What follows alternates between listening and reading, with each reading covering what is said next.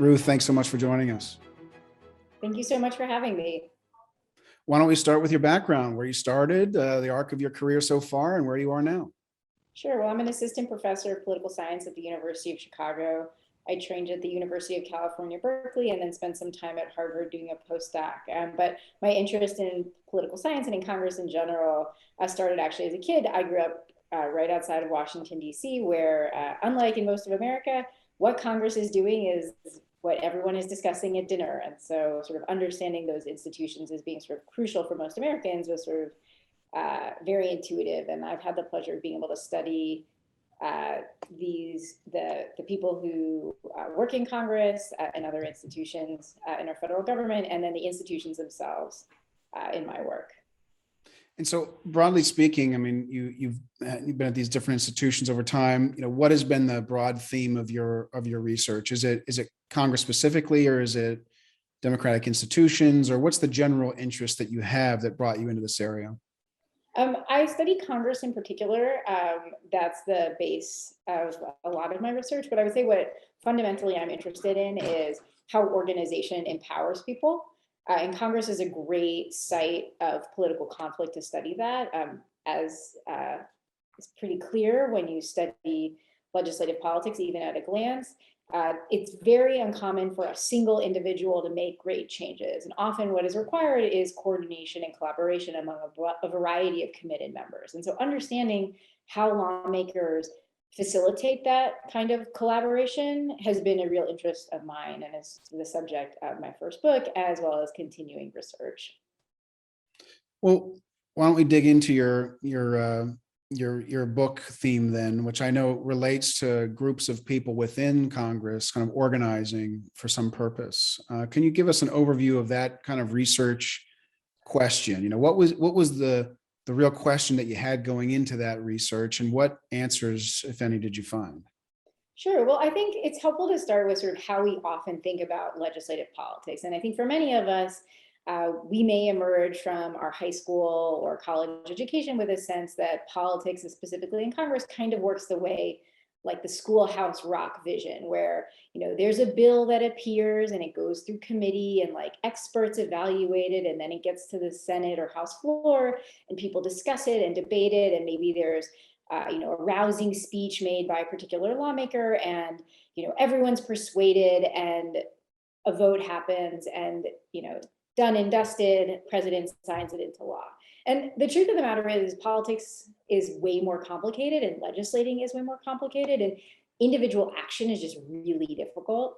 And members are often at a real disadvantage as compared to party leaders, both in terms of the information they have at their disposal, the resources, the staffing help they have. And so it's really hard as an individual member to do things on behalf of your constituents or to answer some of the pressing problems of the day. And so then the question is, though, when you look across histories, we do see moments where individual members in concert with others manage to come together to pass really important pieces of legislation or to make really important procedural reform. So you can think about like the Civil Rights Acts required the concerted effort of a bunch of liberal policy entrepreneurs pushing civil rights legislation. And that was happening in parallel to the grassroots social movements that were happening in many city streets and in communities across America. And so if we think about social movements, in Selma, Alabama or Birmingham, it's helpful to think about those same kinds of movements happening in Congress. And they don't just happen, just like in meetings that take place among citizens. You actually have to get together and talk about what you want. You have to decide how are we going to decide on what pieces of legislation we offer, what proposals are most important to us. And so thinking about the ways that lawmakers can institutionalize that decision-making process and then bind everyone to a common plan of action rather than deciding on something and then having everyone go their own separate ways once they're released back into the wild, that those mechanisms are really important for us as citizens and as social scientists to understand. And so when we look to Congress, what we see is that frequently lawmakers invest in formal organizations. So to give you contemporary examples, you might think about the Congressional Progressive Caucus or the House Freedom Caucus as examples of efforts to institutionalize collaboration among rank and file members. So they're better able to compete with party leaders or other powerful interests within Washington to get what they and their constituents or the interests they're representing want. And so when we want to, as much as we may not like the policies that certain groups are proposing, it's really important to understand why they're being successful at doing so. So regardless of your politics, whether you think of yourself as someone who's a conservative and you look at the Congressional Progressive Caucus and you say, I really don't like what they're doing, it's important to understand the tactics.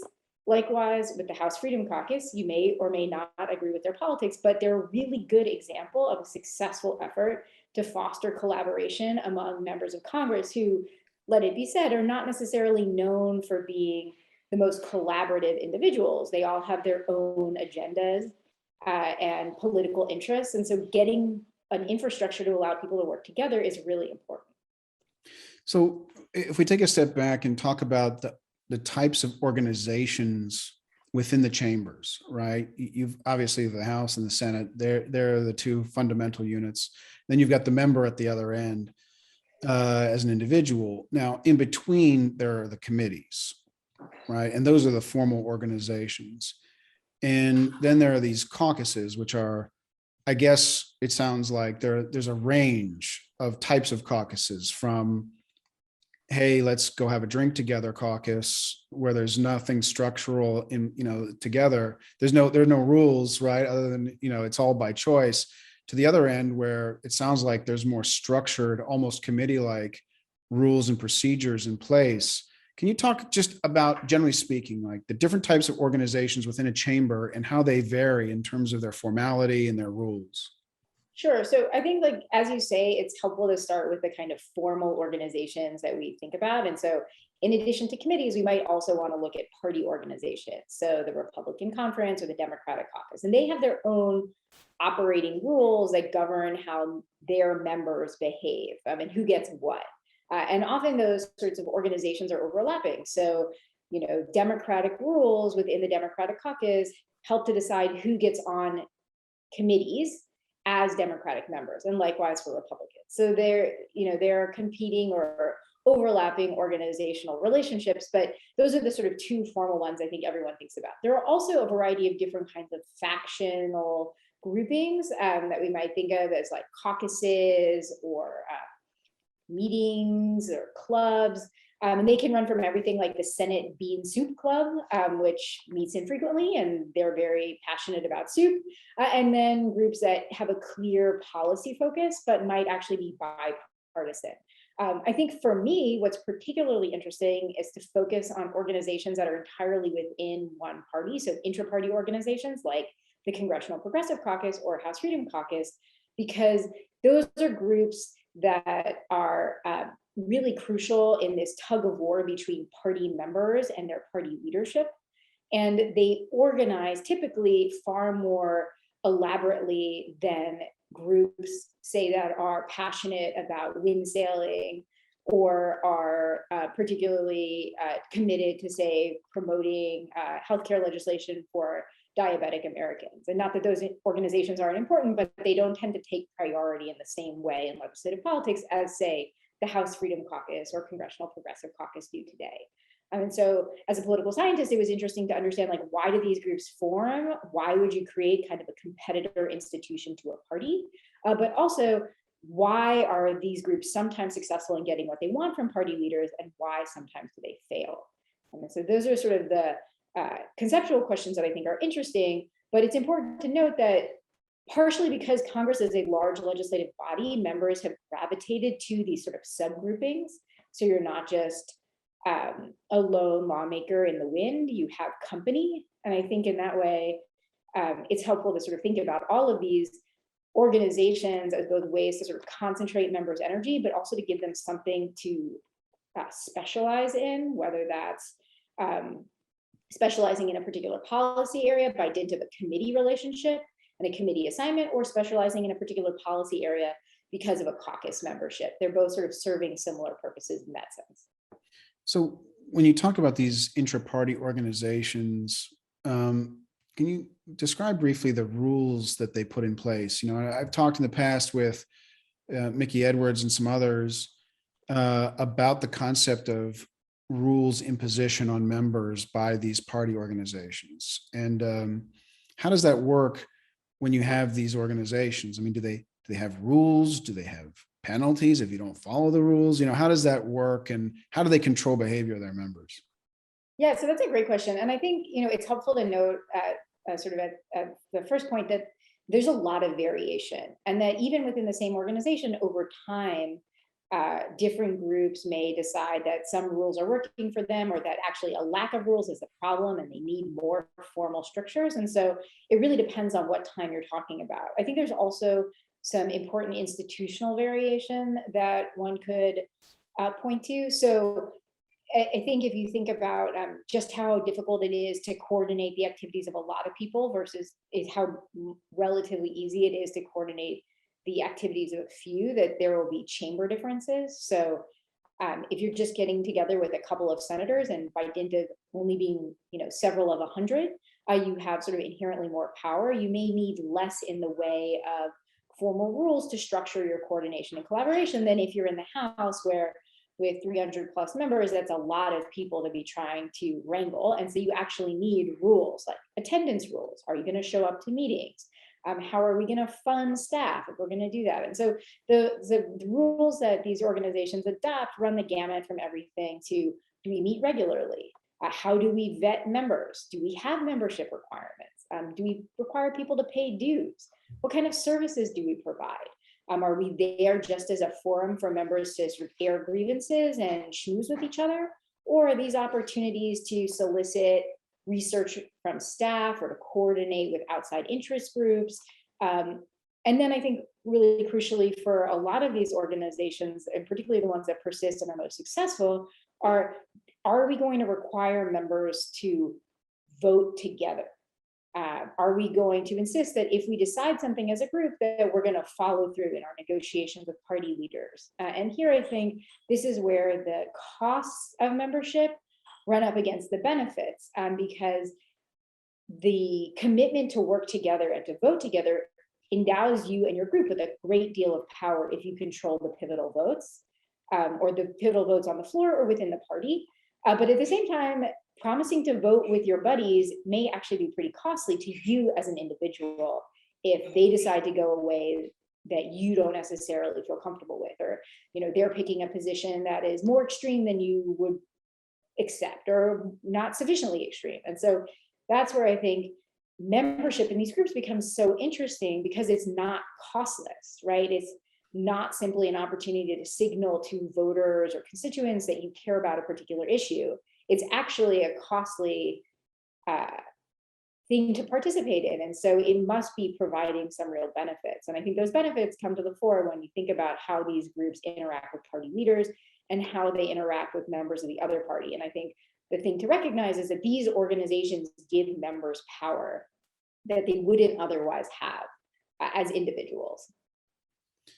I would think that power would, I guess, be at its maximum if everyone voted together, right? And then it's at its minimum if you're never guaranteed that anyone can vote any particular way. So, there's probably some range of power there. What's the consequence if a member doesn't vote the way that the group wants? Is it ejection? Is it slap on the wrist? What happens? It depends on the group. For some, they have rules about how frequently you can vote against the group before you get kicked out. For other organizations, they may talk a good game about insisting on members collaborating together and holding the line, but at the end of the day, they don't have the organizational wherewithal to kick people out. There are also sort of more social sanctions you can imagine. If you are an individual who continues to screw over your colleagues, you may find that those meetings that you attend are not that pleasant to be at. And so you may independently decide to leave. So there are a variety of ways for groups to sanction members.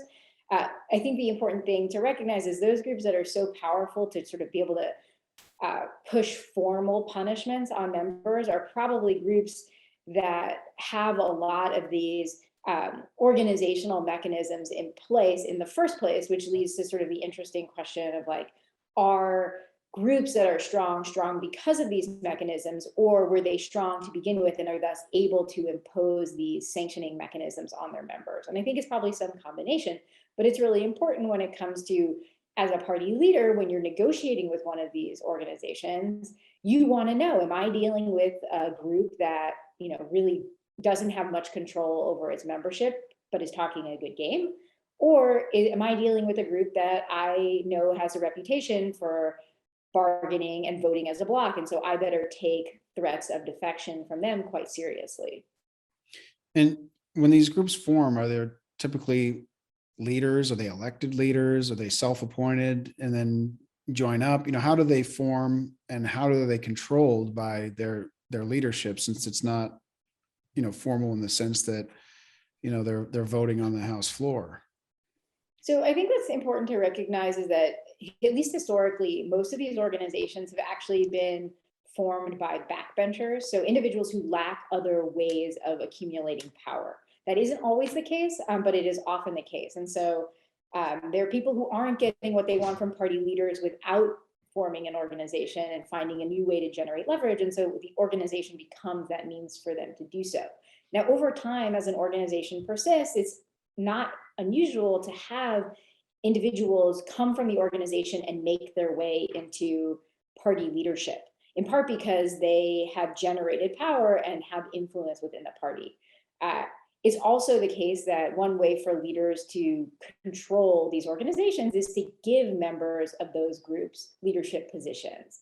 And so there's a sort of reciprocal relationship, and it's hard to know in any given case who's sort of the first mover, but there's often more of an affinity between an intra-party organization and a leadership structure than either would be willing to admit. And that's because it serves everyone's benefit. If you're it often serves everyone's benefit to sort of say, as a leader, so-and-so group is causing problems and it's hard to control them. And that, gives you some political cover. And alternatively, as an organization, it's easier to run against leadership or to seem anti-establishment or renegade or insurgent or sort of a group filled with new ideas if you're not associated with leadership or the party establishment. And what about, you mentioned earlier about resources. So the committees, they have dedicated staff and, in many cases, and there's an elaborate way that staff is allocated and it differs among committees. What about for these kinds of organizations? Is it all just whoever chips in money? Is it the dues, or is there some other way that they get resources?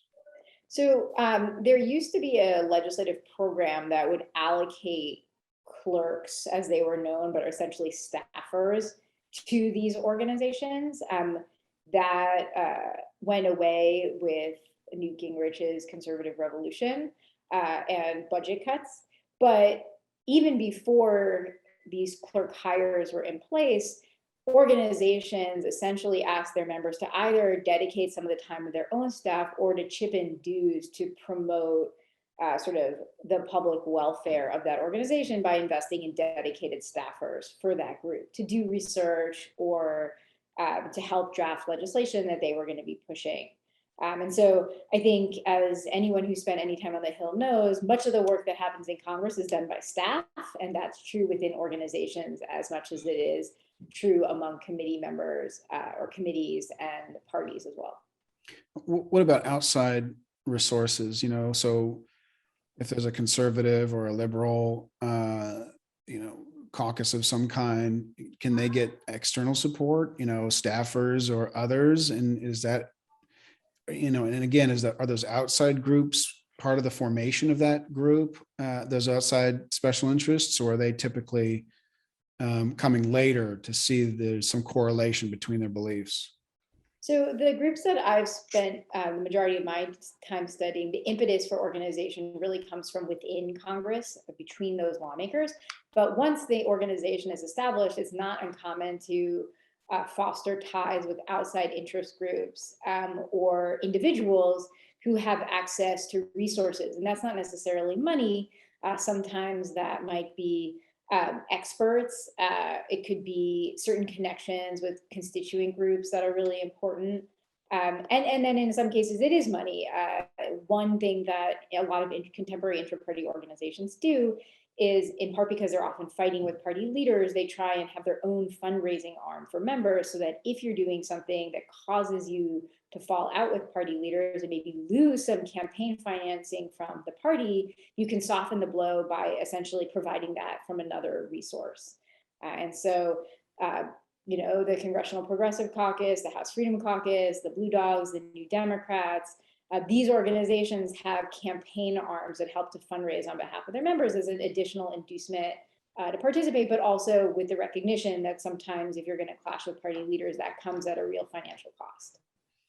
And so for these intra-party groups, how divergent really are they from the party line? Is it something where, if we were in Europe, it would be a new party, or is it really a minor difference that is it just a pure, is it a single issue? What's the spectrum of these kinds of organizations when it comes to their, like, how different really are they from the leadership's position? And is it on one issue or many issues? So I'm going to give you the classic academic answer, which is that it depends. There's a lot of variation.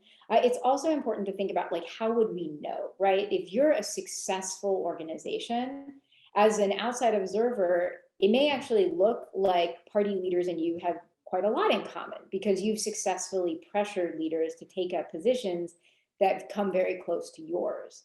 And so if we're not observing those backroom deals or negotiations, then we may not be able to accurately parse just how different these groups are from leadership. It's also the case that, groups may find it advantageous to make mountains out of molehills, that in fact, if you're thinking about like an infrastructure plan, that a caucus or a sort of intra-party organization and leadership are actually quite close together in terms of what they want, but that it's advantageous as an individual member or as members of that particular intra-party group to signal that they're pushing leaders for more or pushing leaders for less, and are being more fiscally conservative. And so leaders and members have some incentives to draw distinctions that, as you say, aren't all that meaningful. And so which world we're living in at any given time is not always so easy to tell, which is one reason why a lot of my work draws on archival material and interviews, where you can sort of get inside those back rooms,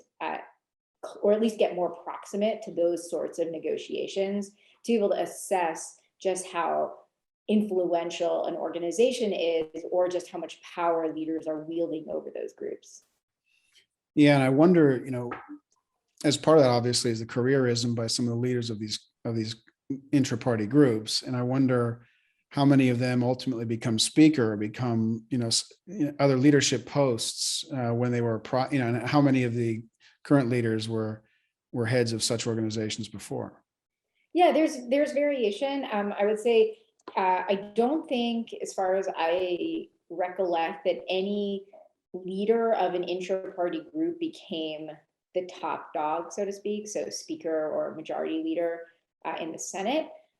However, they do often take on leadership positions. So the former chair of the Republican Study Committee joined Speaker John Boehner's leadership team. Jim Jordan, who was chair of the House Freedom Caucus, is now in McCarthy's leadership team. So there are a lot of positions within the leadership hierarchy that these members may be finding their way to. And then the real question is, are they being put into those positions by dint of their own hard efforts and political savvy, which is manifested in participating in and helping to lead these organizations and using them essentially as vehicles to elevate their careers? Or are leaders putting them in these positions in part because they recognize they have connections to a flank of their party that often causes them problems? And so you have them as intermediaries. And probably it's a mixture of both, but it does make it really hard to know who's wagging what tail, if you think about it in that kind of metaphor. But ultimately, for these intra-party types of organizations, if they were issue oriented, their goal ultimately is to move their issue through to law, right, in some form. And they see that vehicle not in a bipartisan necessarily manner. They see it through if they're in the majority, obviously, they're going to see it through the chairman in the House in any case. Yeah, Is that the case, or are they also working with the other side on issues? I think, well, I'd say two things. One of which is that, so the different groups have different levels of specificity for what they're trying to accomplish. So, you may be in favor of fiscal conservatism, but that could apply across a range of issues and bills. And so your organization may remain active and deeply involved in legislating from legislative session to legislative session. You may also be formed or deeply motivated by a particular set of discrete issues that once dealt with, as you say, sort of fade away. And then the organization too often declines, if not entirely dissolving. And so I think that's an important thing to just recognize, that these groups come and go, and sometimes the group will adopt or take on new issues in part just to survive and sort of maintain those relationships and members' investment in organization. It is interesting to think about how these inter-party groups in particular interact with the other party. As is often been the case, organizations that have been formed by moderates within both parties end up oftentimes forging relationships with moderates in the other party. And so when we have bipartisan lawmaking, those individuals' fingerprints are often present in the political negotiations, whether it's working with leadership or whether it's working from member to member across party to sort of build those relationships and forge agreement where it is often hard to do so. We see less collaboration between organizations that represent the ideological fringes of their party, although there was some interesting reporting on efforts by members of the House Freedom Caucus to reach out to members of the Congressional Progressive Caucus to talk about tactics, as both groups have some shared interests, in particular, a concern that party leaders wield too much power and control over legislative proceedings, and that there might be common ground there. I don't think those relationships have gone many places, but I do think the lesson is that even in our current polarized era, strange bedfellow coalitions are at least conceivable. Yeah, that's very interesting. So can you talk about the dynamic of these groups in different eras, depending on how strong the speaker is or how strong leadership is compared to the rank and file? Is this an issue that comes up only when you really have strong leaders and they form a counterbalance to that, or is it something that's pervasive regardless of the status of, the dispersion of power from the weakest to the strongest member? Sure. Well, I think one of the interesting things about these groups is their persistence over time. You might reasonably think that if these organizations in part exist to counterbalance strong leadership, that you would primarily see them when there are overly strong leaders. And that historically has been certainly the case, in that you do, when there are periods of strong party control or top-down control, you do see these groups forming. But interestingly enough, you also see these organizations forming in other eras where leadership is less powerful. And in fact, they form sometimes to endow leaders with greater power because the other interests within the party are too powerful with respect to leaders. And so, to put that in more concrete terms, if we think about the mid-century Congress and the Democratic Party, this was a time where people tend to think that Democratic leaders and leaders in general had more limited procedural authority, certainly than they do today, and that the real power center within the House and Senate were Southern Democrats. And so this actually was a real problem if you were a non-Southern Democrat that wanted progressive policy changes, like, for instance, the passage of civil rights legislation. And so liberals formed the Democratic Study Group in the late 1950s with the aim of helping to empower Democratic Party leaders to put Southern conservatives back in their place, to sort of say, you're part of our party, but you don't get to dictate all of our legislative agenda. And in order to get our legislative priorities, we need leaders to be more powerful. And so I think one of the interesting things about inter-party groups is that they've all often been really critical players in sort of the pendulum swing in legislative politics between centralized and decentralized legislative institutions. When leaders get a power, it's often because they've been working with, or there's a group an intra-party group that is present. And when leaders lose power, it is often because there's an organized presence of lawmakers who are collaborating together using one of these organizations. What about the relationship between these kinds of groups, whether it's intra-party or not, and the committees, right? I mean, on the one side, committees should be some kind of balance on the power of leadership, right? But of course, the committees aren't very flexible. It's hard to change them, to the issues of the day, where it sounds like these other kinds of organizations are quite flexible. Can you talk about the difference between those? Sure. So I think it's interesting to think about the committee process overlaid with these organizations. So one of the things that's apparent is that the committee system, by dint of breaking legislative expertise into these different policy jurisdictions or domains, fragments members. And so you may be a member who cares a great deal about, say, health policy, but the legislation that deals with the issue that you particularly care about is wending its way through an appropriations committee, or is waiting to be scheduled on the floor for a floor vote by the Rules Committee in the House. And so one of the challenges, if you're an individual lawmaker, is how do you move the legislation that you care about through committees that you're not sitting on?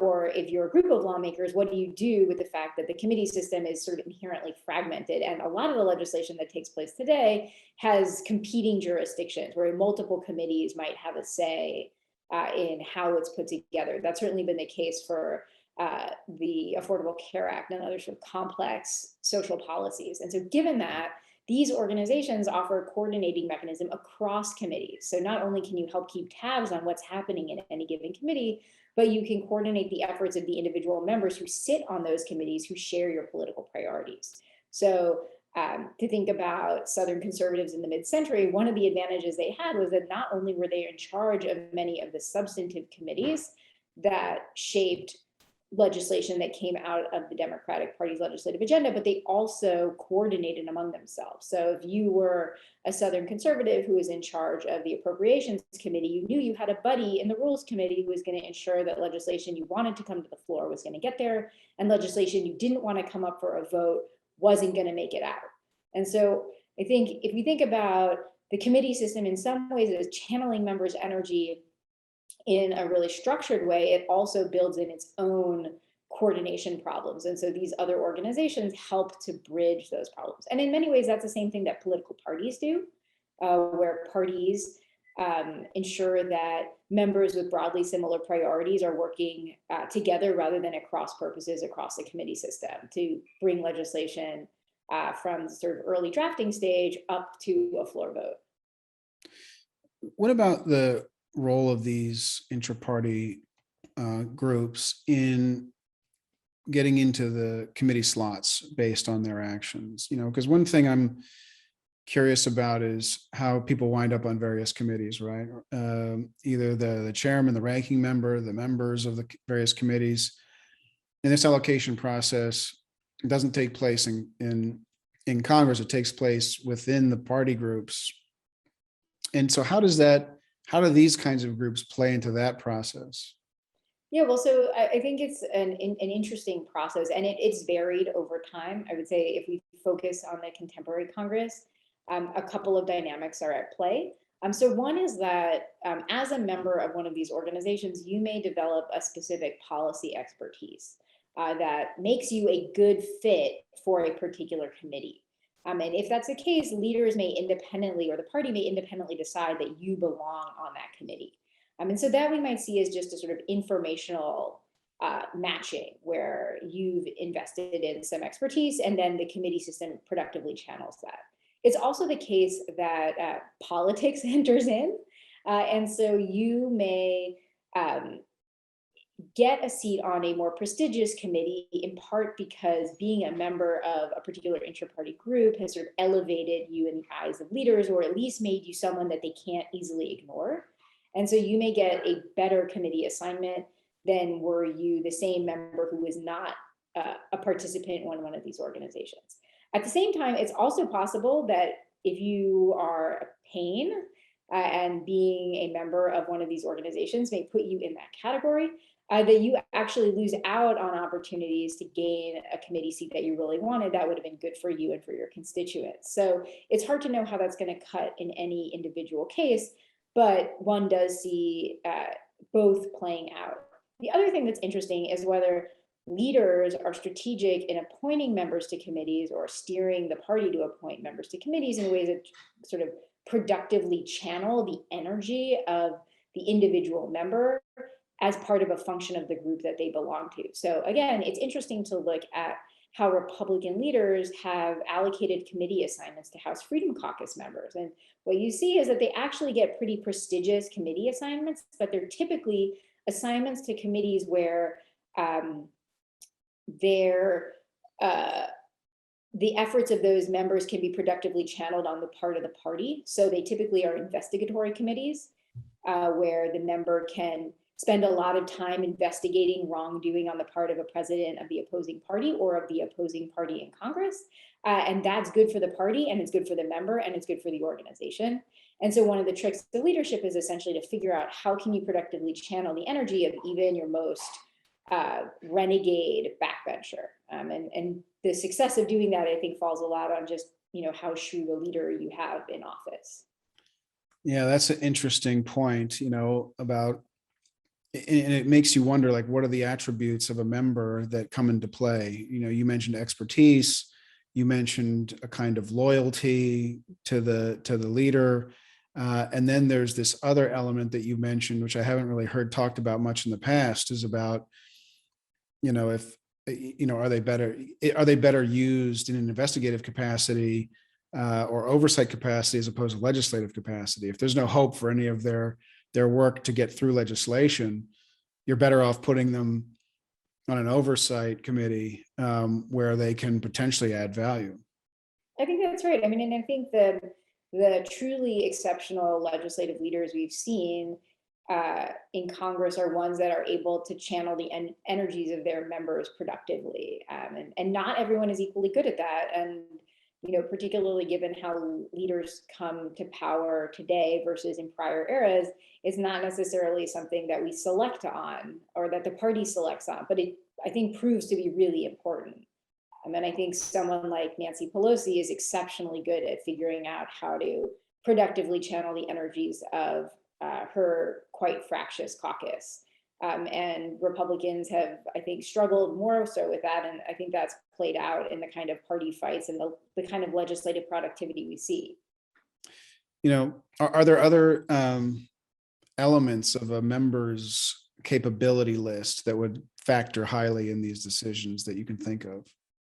I mean, I think you can't overstate the extent to which it really helps if you're perceived to be a reasonable person. I think you see a lot of diversity in opinion in Congress, and I think people understand that lawmakers from different states represent different kinds of constituencies, and they're not all the same, and you have to expect some variation. But I think what is truly valued is someone who is seen as a reasonable and understandable person, someone who's both easy to get along with, whether that's on a trip to an elementary school with a colleague for a town hall, or whether that's, you're working closely with someone to draft some budget bill, and, you have to spend a lot of time with them and their staff, and you want that person to be, a human being. And so I think that also matters quite a bit to sort of who makes it in the long run. Not to say that, there aren't people who are difficult individuals who come to power and stay there. Certainly history is replete with those idiosyncratic individuals, but I think in general, if you were going to decide what kind of Congress member you wanted to be, being a human being or a reasonable person would be a good way to make your way in the world. Well, let's move on to another subject, which is obviously related to this concept of leadership. I know you're doing more work on this idea of leadership now. Can you talk about, what questions are you asking about this leadership concept, and have you found any interesting answers? Sure. So I think the thing that most interests me about leadership, and is in quite a lot of dialogue with prior work, is sort of understanding how leaders might collaborate productively with these organizations that exist within their party. I think the conventional view among political scientists, and probably if you asked your average citizen, are party divisions good or bad? Everyone would agree you'd much rather have a very unified party, and that's probably true. But it doesn't mean that if you are a leader of a party that is riven by factional difficulties, that you are consigned to having a sort of limited speakership or majority leadership.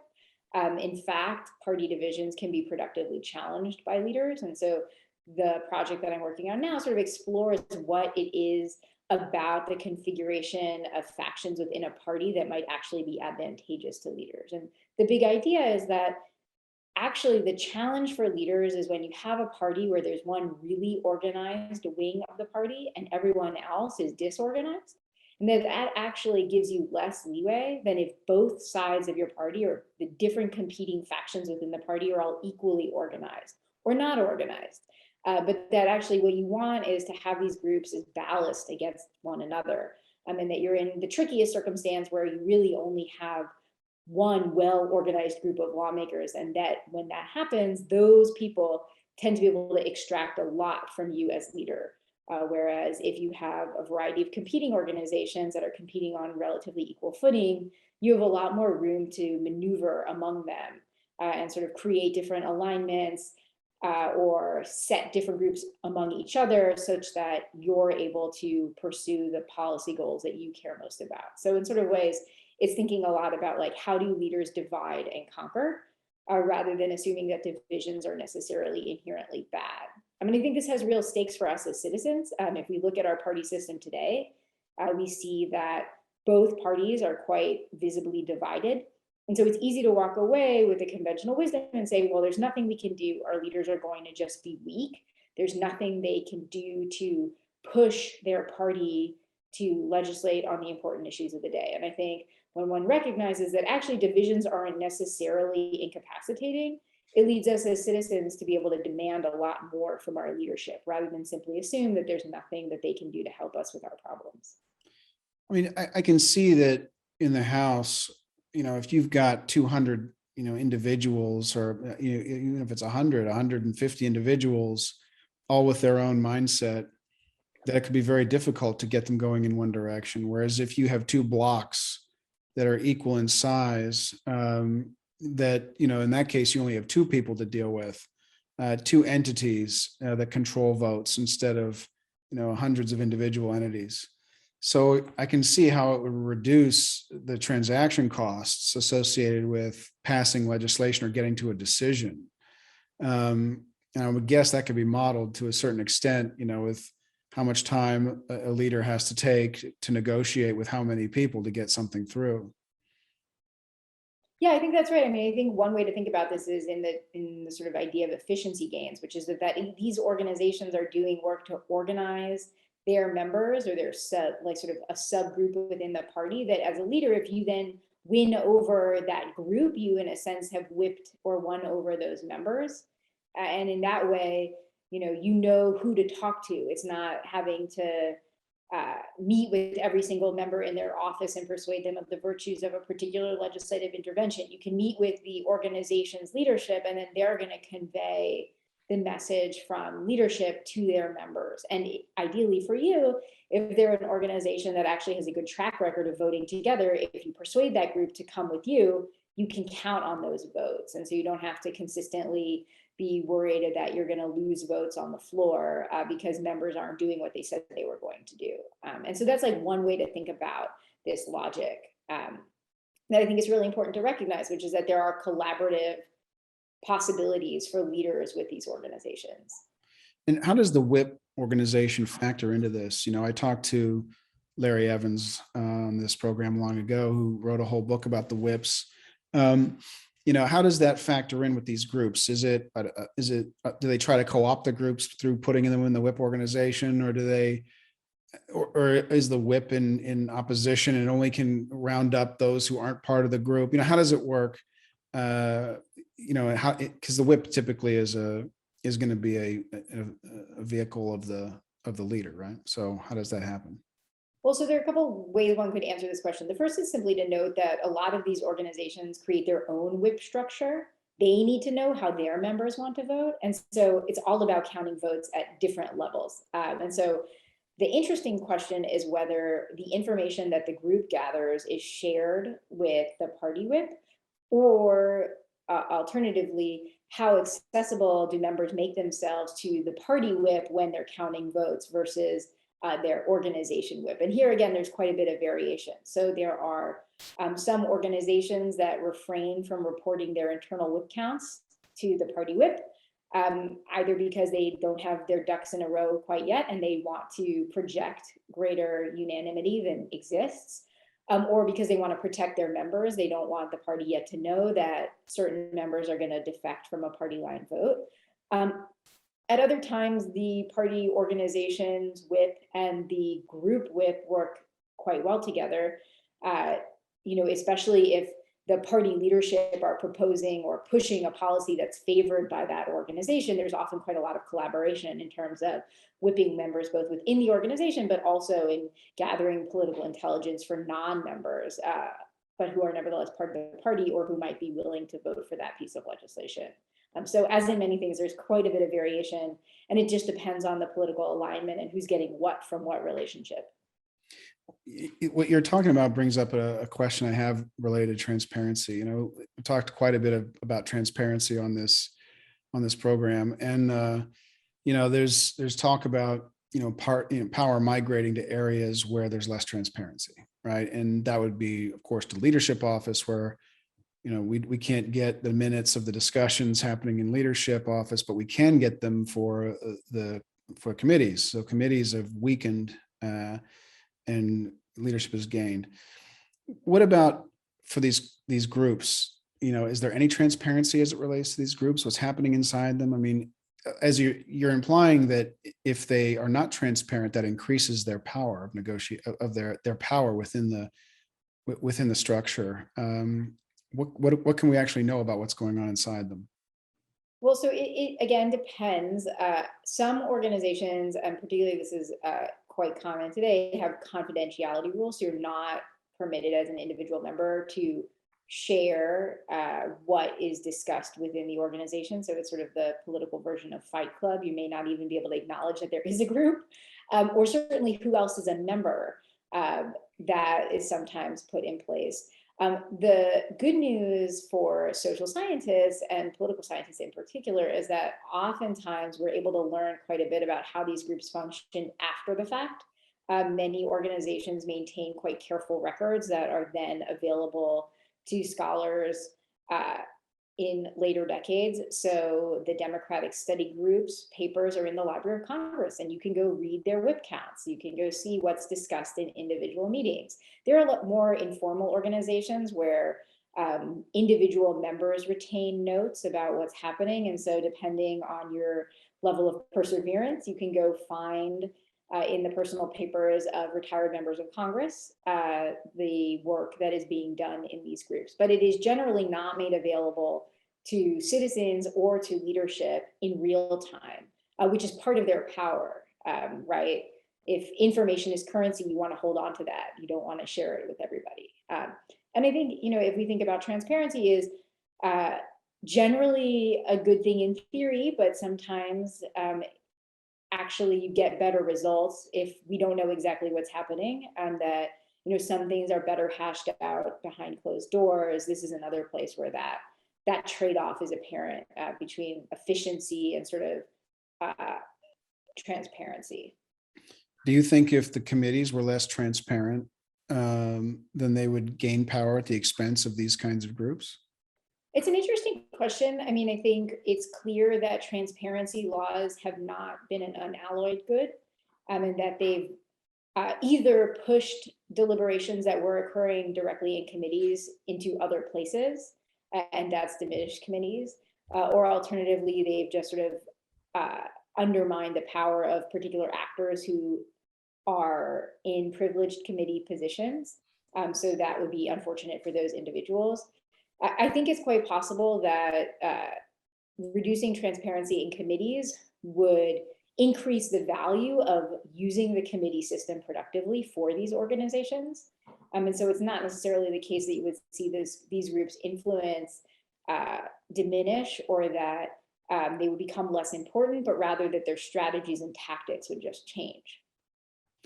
So let's go back to your leadership research. I'm curious. When I was talking with, it could have been Mickey Edwards, talking about that the Speaker of the House doesn't necessarily have to be a member of the House. In such a situation, what do you think the dynamic would be of these kinds of groups? Would it be exactly the same? It's just a block to negotiate with, or is there some special relationship that happens between these intra-party groups and the Speaker if they're of the same party? So I think one way to think about this is that generally having a relationship with the members eases some of the negotiation challenges. And so the leaders who have worked most productively with these groups have been ones who have forged productive relationships with individual members of those groups. So a classic example would be Speaker Sam Rayburn, who's the longest serving House Speaker, and seen, I think, as incredibly effective. And part of his efficacy was the result of having cultivated early on longstanding relationships with both liberal members who would go on to form the Democratic Study Group and Southern members who were part of the Southern delegations in the House. And so And when you say part of, you mean sort of the rank and file of these groups, or do you mean the leaders of these groups? Both. In some cases, Sam Rayburn was leader for long enough that he started out with buddies who were rank and file members, and they later became, chairs of these organizations. So some of it is that the time frame for leaders has changed, and speakers don't get to hold the gavel for quite as long as some of the more storied legislative leaders of yore. But even then, I think having an established track record with these organizations makes quite a bit of difference.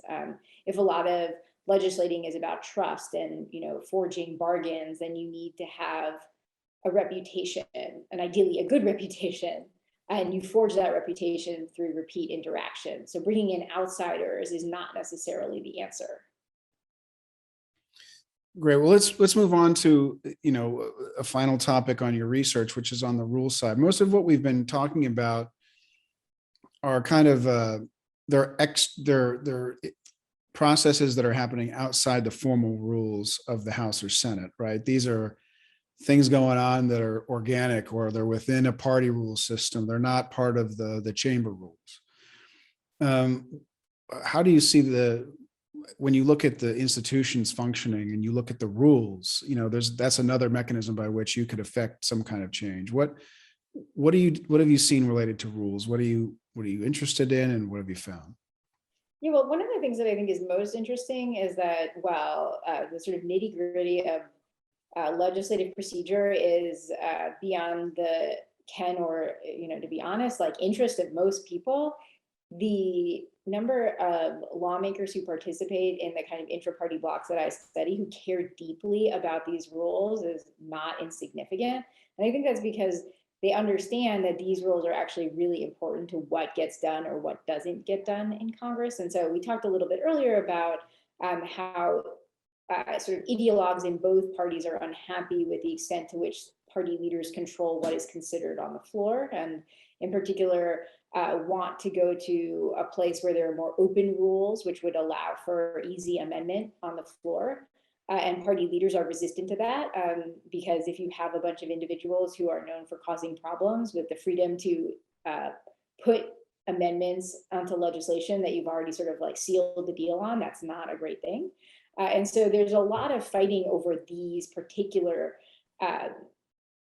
otherwise kind of like dry, nitty-gritty features of the legislative process. And so I think that's just kind of interesting if you think about who ends up getting elected to Congress, and then the way that people's interests change. I mean, I could imagine most people probably don't run for Congress saying, and what I really care about, my fellow Americans is closed and open rules. And yet when you show up, you start to realize that stuff really matters.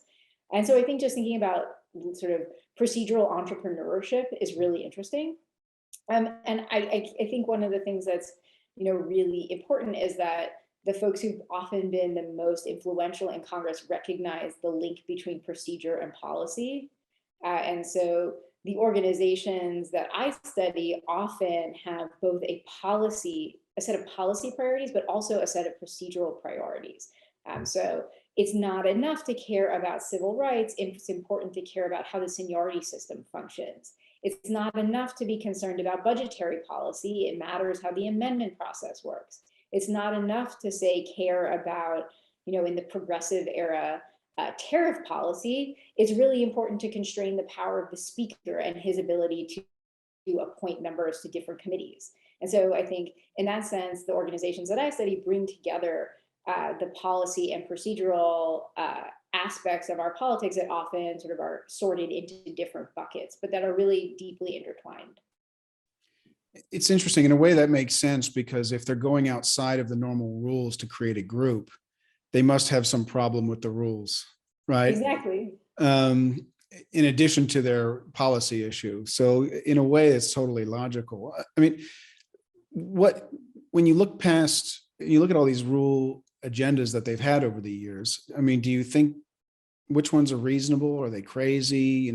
Have you seen any interesting rules that have come up over the history of this kind of effort, and see rules that you think would have a positive impact?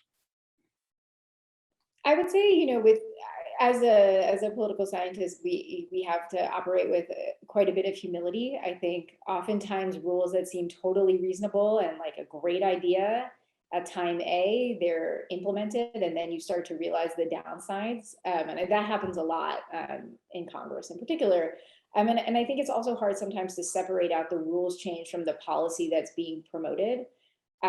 So as an example, we could think about efforts by liberal Democrats to reform the seniority system during much of the 1920s through 1950s, 1960s. Committee seats were allocated in both parties on the basis of seniority. And this was an easy decision rule. It was not controversial, in part because if you couldn't decide what your priorities were as a party, this was an easy way to allocate powerful seats to people. But this was really bad for liberal Democrats who wanted to pass civil rights legislation, and the people in power happened to be Southern conservatives. And so they modified the seniority system to make it easier for the party to control who could get these important committee posts. And that makes a lot of sense procedurally and policy-wise, given what they were trying to accomplish. The problem is that in dissolving the seniority system, they reduced the incentive for members to stick around in Congress and to gather expertise that would sort of allow them to invest in that particular committee assignment. And so we might wonder whether, as important as the legislative gains that came about from reducing the power of the seniority norms, we also lost something, which was sort of an incentive to invest in the expertise that lawmaking requires. And I don't know how you judge among those things. I mean, it would be hard to argue that passing civil rights legislation was not the right thing to do. In fact, like that clearly seems like democratically the right outcome. But there were unintended or intended consequences that we live with today. And so I imagine that would be the case for many rules. If we think that having more open rules would allow members to better represent their constituents by attaching amendments that are meaningful to their constituency or to particular interests within their district or state, that makes a lot of sense. But you also then increase the amount of time and energy that it takes to pass legislation. And given that politics is a zero-sum game, we might worry that legislative productivity, which is already, I think, charitably not great, won't get better. And so how do we trade off among efficiency and sort of this sort of representational quality? I don't have any of the answers, but I think we would at least have a more honest conversation as individuals interested in congressional reform if we recognize that most of the changes we're envisioning will have sort of good things and bad things being brought to the table. And so we just have to then weigh how important we think any of those goals are. So I want to follow up on what you said about politics being a zero-sum game. I haven't heard that before. Is that a common wisdom among political scientists? Is that your personal opinion? Is there evidence for or against that point of view? Well, so I would say two things. One of which is, in my sense of a zero-sum game, is just time. Like you can't create infinite amounts of time.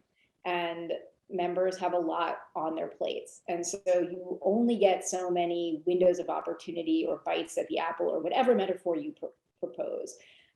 There are certainly scholars who have thought about ways to sort of embiggen the pie without, losing what we have. And so I think there are some places where, and this is where like technology might come in, make it more efficient so that you essentially increase the docket by making it more efficient to do certain things. If we could all teleport to the office, we'd save a lot of time for lawmakers who have to fly from Alaska to Washington, D.C. That'd be great.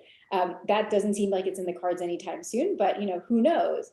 And that's one way, you could imagine creating time where none exists. But if we're living in the realms of reality, I think it's reasonable to say that there isn't infinite time. And so you're making choices among different priorities.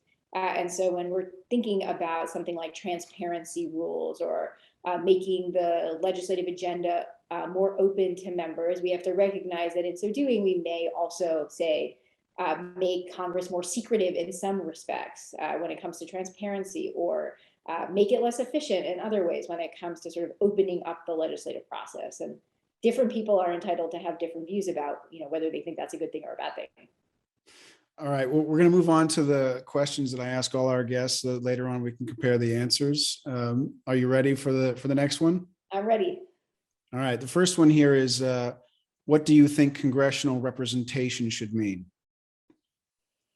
So I would say when I've thought about this, I think like most political scientists, there's this sort of two poles. There's the trustee and delegate model, where, on the one hand, we elect people who are the big brains who are going to make the right choices on behalf of all of us, who are busy with their own lives and don't have the time or inclination to pay attention. And the idea in a sense is like they know what is best. And then on the other end, you have this vision of representation where lawmakers are supposed to do that which their constituents want, and the way they would know that is interfacing regularly with constituents and sort of going with the flow, as opposed to, say, applying their accumulated expertise or knowledge of how politics works from actually being politicians. And I would put myself somewhere in the middle, which is that I think representation requires forging relationships with constituents and building those, sort of gaining constituents' trust and representing them faithfully, in the sense of, if your constituents want you to vote for a tax plan and polling indicates that, and the town halls you're having suggest that that's a widespread opinion, that it would be problematic for you for the grounds of sort of democratic legitimacy to ignore that. I think the challenge becomes like, how do you know what your constituents want? And how do you know who you're hearing from? Is that in fact representative? The people who show up to town halls are not your average citizens. And so in that way, it can be really difficult, I think, for members to accurately translate what their constituents' preferences are into like actual actionable things to do. And when you say constituents in this context, I'm assuming you mean the whole district or the whole state versus a majority or a voting group or what have you. I think in the best case, that would be the case. And I think there's also interesting questions, as a generational question, right? Like, what responsibility do you have to the people who are of voting age versus people who are technically your constituents, but don't yet even vote, party aside. And I think, different people interpret that representational charge differently, but I guess, as a somewhat younger person with small children, I would like to think that lawmakers are thinking about their future as well as my own. But, I would hardly presume that that is what everyone is thinking about. And, reasonable people can disagree. You might well say my job is to represent the people who can vote right now, not, some individuals in the future. Right. This is a personal question for you. So it sounds like what you would like, or the way you conceive of the ideal of representation, would be the whole district or the whole state and future generations of that state or district. I mean, I think it's important.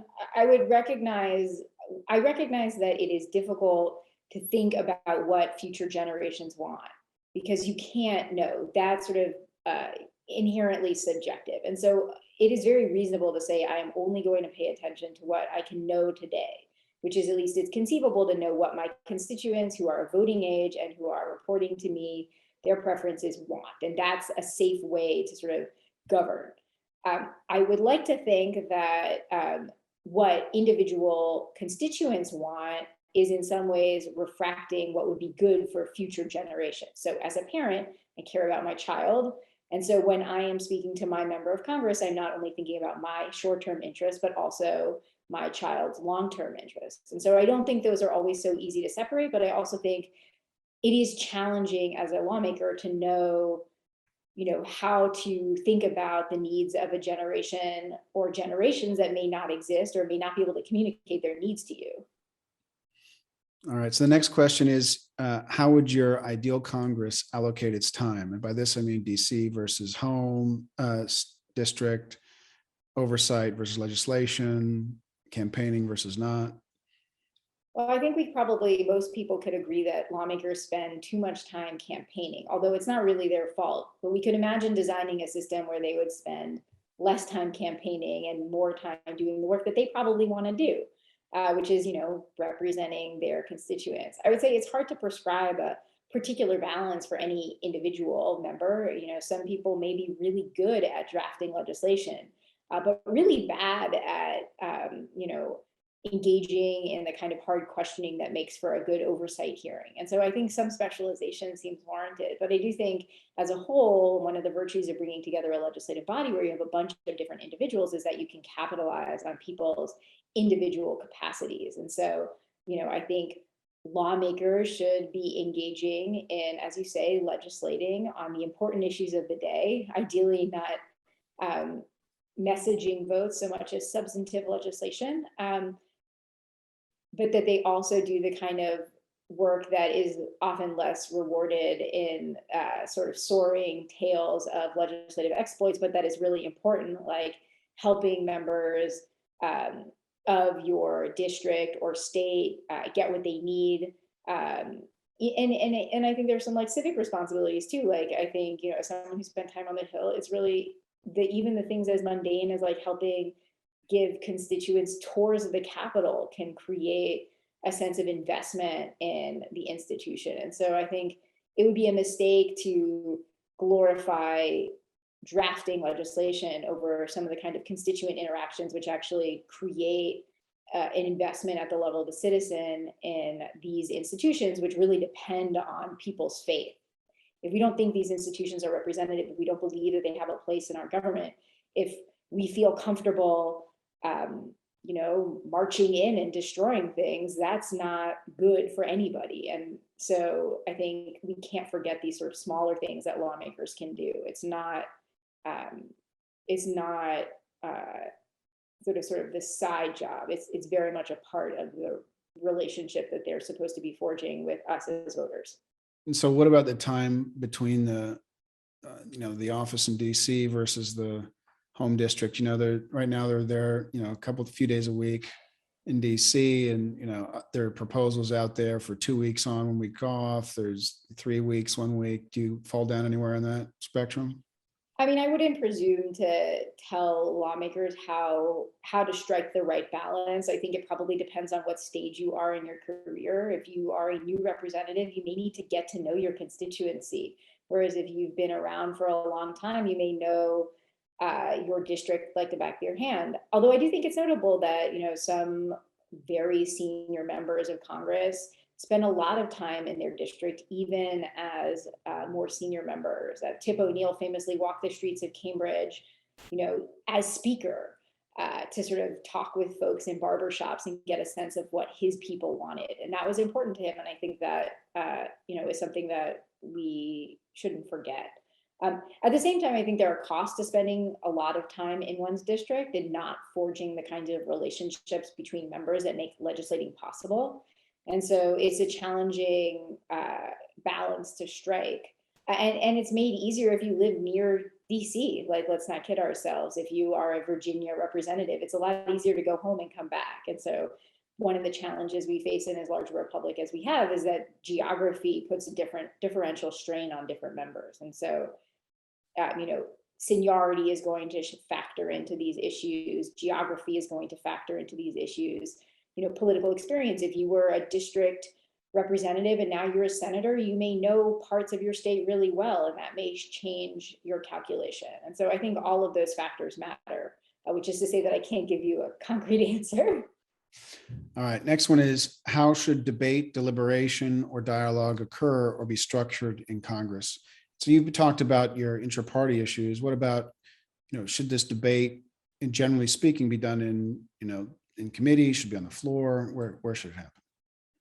Well, so as we talked about in part, I think there's trade-offs between sort of vibrant debate and efficiency, and also sort of what is the debate accomplishing. I would tend to think that more productive conversations happen in committee than on the floor.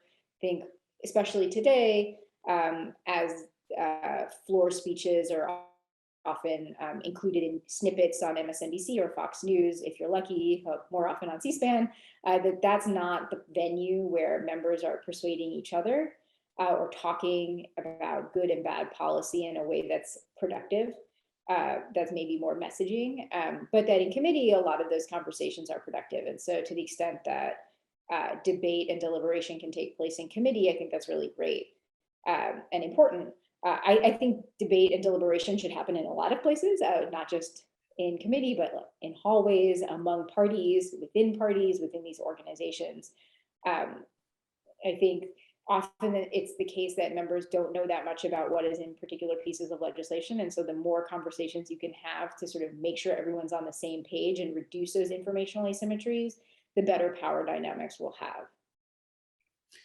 All right, the next question you might try to avoid, but I'll ask it anyway, which is what fundamental institutional improvement should Congress make within 50 years? Well, I'll give you a non-controversial one that I think is really hard to do, but would be really useful, which is like more office space. I think one of the challenges that we have in thinking about how to reform Congress is that there's often a desire to help members by giving them more staff or sort of increasing the support staff for Congress, so growing the Congressional Research Service or enhancing the capacities of the Library of Congress, which provides a lot of research support. But there's physical plant limitations. And so if you could wave a magic wand and add some office buildings and some physical space, I actually think that would be a small way to actually improve the day-to-day lives of members, but also of the people who dedicate their careers to serving Congress over the long haul. And those are the people that make a really big difference.